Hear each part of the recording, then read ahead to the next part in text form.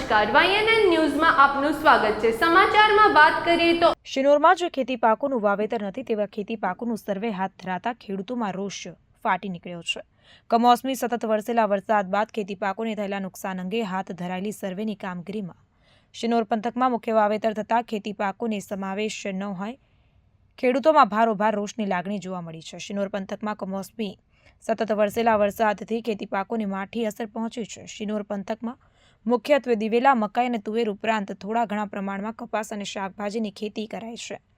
વહેલી શરૂઆત સાથે જ સતત વરસેલા વરસાદના કારણે ખેતીના પ્રારંભિક તબક્કાએથી જ ખેડૂતો માટે મોટી મુશ્કેલીઓ ઊભી થઈ હતી। ચોમાસાની વિદાય બાદ કમોસમી ભારે વરસાદ એક સપ્તાહ સુધી અવિરત વરસતા દિવેલા, મકાઈ સહિતના પાકોમાં નુકસાન પહોંચતા ઉત્પાદનમાં ઘટાડો થવાની બાબત નિશ્ચિત બની છે।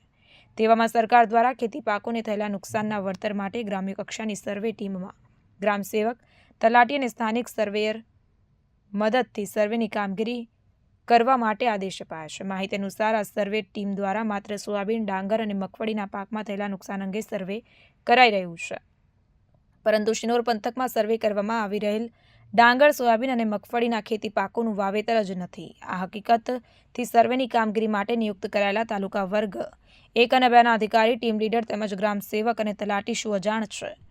સર્વેના નામે ખેડૂતોની મજાક થઈ રહી હોય તેવી સ્થિતિ જોવાતા સમગ્ર શિનોર પંથકના ખેડૂતોમાં ભારોભાર રોષની લાગણી ભભૂકી ઉઠી છે।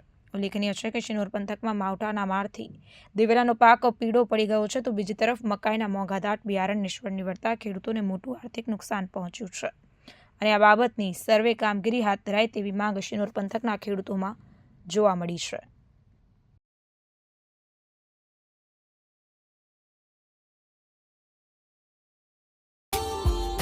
Subscribe now and press the bell icon. Never miss an update.